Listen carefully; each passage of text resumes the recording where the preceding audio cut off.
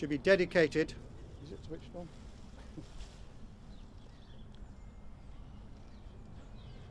The first of its kind.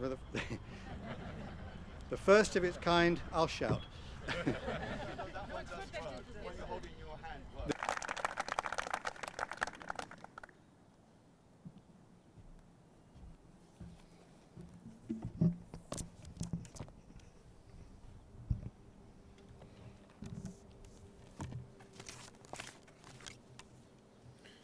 Good morning, everyone, and I'm honoured to be here today.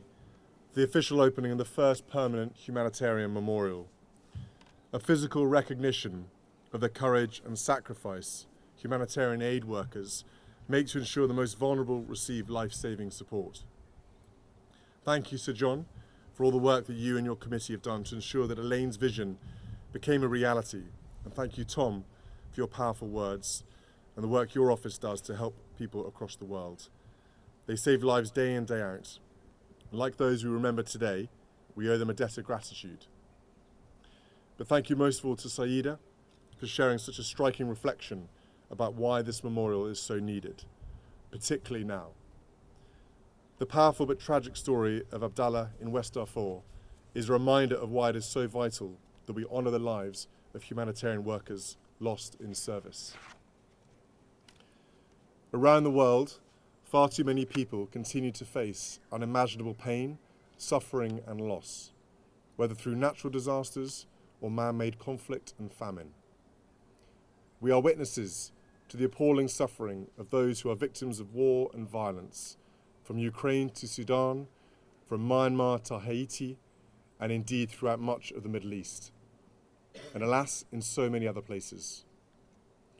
Yet the presence of humanitarian aid workers, like those in Gaza, runs like a thread of shared humanity through even the grimmest of environments.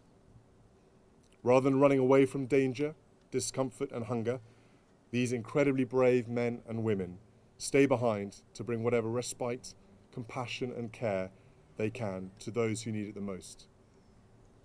We must champion and fight for their access to people in the most desperate of circumstances.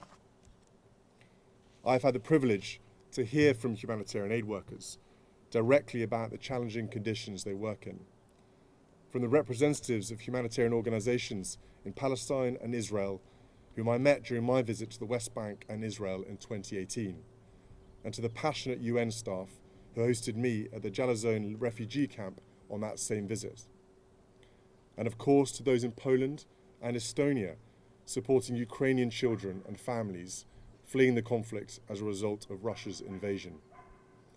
They do essential work in the most challenging of places. Often, aid workers are local responders, first on the ground and with the local knowledge to respond quickly and effectively. And they are supported by volunteers and teams from around the world who selflessly travel from places of safety to those of desperation, to do what they can to make a difference. Together, these aid workers encapsulate the best of international humanitarian principles: humanity, independence, neutrality, and impartiality. They are selfless individuals of every nationality who put themselves in harm's way to help others. Yet too often, hundreds of humanitarian aid workers around the world are killed while on duty. Last year, the number was 385. This year, it has already reached almost 300. I know that many of their bereaved families are here today, representing too many others. Every single one of those deaths is a tragedy, a cruel affront to the international humanitarian principles which must remain sacrosanct. One thing that unites all of us is support and protection for those that seek to help others in the most dire of situations. The brave humanitarians that seek to feed and heal innocent people deserve our respect and deserve their safety. Humanitarian aid workers bring solace in the darkest of times. We must do more to recognise their service and more to protect them. In their memory, it is fitting that we now have Michael Landy's moving memorial here in Gunnersbury Park to remember the world's humanitarian workers and celebrate their extraordinary dedication, courage and sacrifice.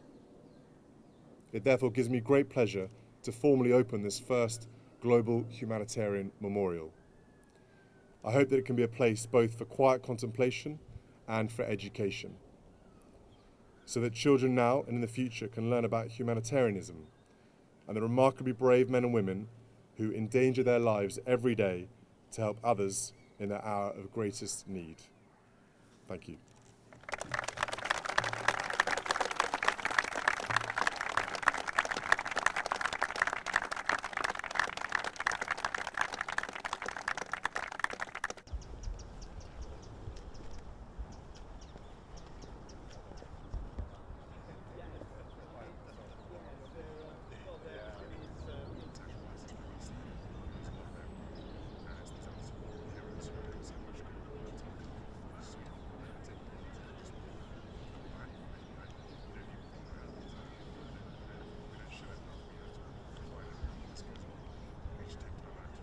Can't fly by itself, I'm sorry.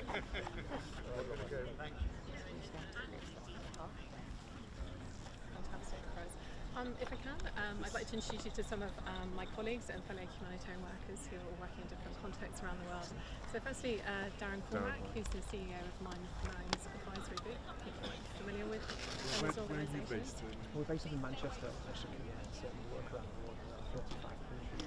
Clearing up mines, communities that are affected by conflict, so 80% of people killed or injured, 8% of those killed were civilians by landmines. We're very proud, I think, we will carry on doing the work, but it's not within our comparison. I think with regard to the community, the humanitarians, the advocacy, the member states, we do some of that. The stories we've shared. There must be a tighter international angle on this that we can look at, so I need to go and understand what that is and then have a think what to do. Every attack that goes unaccounted, we've seen this all over the world, it's just pretty small. And it feels like it's been 12 years in the making, but in 2025 it feels quite late to have the first global humanitarian memorial. It is, and unfortunately a lot of things are going backwards, and one of the other things that's going backwards is the Nine-Band Treaty. We have 5 NATO countries which have announced that they're going to...